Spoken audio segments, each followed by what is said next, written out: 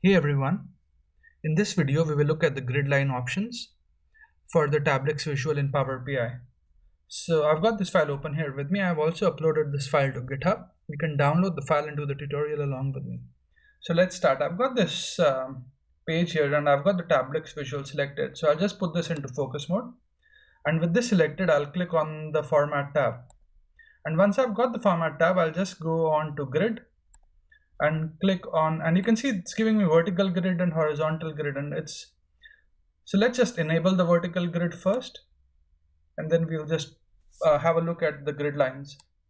So I'm just going to turn this on, and then the moment I turn this on, it gives me alternate options. So I'm just going to change the vertical grid color to let's say green, and you can see it's showing me the vertical grid now, and then you can increase the thickness or decrease the thickness.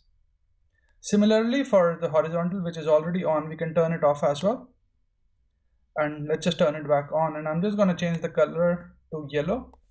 So all I've done is I've created vertical grid lines and given them a color, and I've toggled off and then on the horizontal grid line option, and I've set a color for it. So in this video, we explored the horizontal and vertical grid line options which come with the TableX visual in Power BI.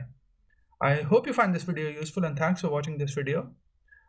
Please do subscribe to my channel and like my videos if you enjoy what I'm doing. Cheers, bye.